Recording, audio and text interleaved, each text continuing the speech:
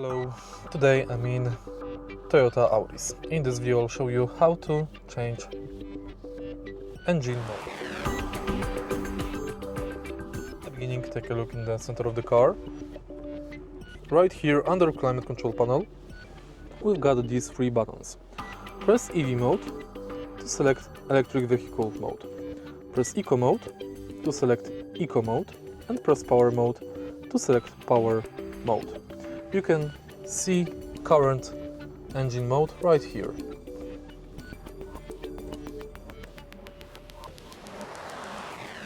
If you find this video helpful, please leave like, comment and subscribe.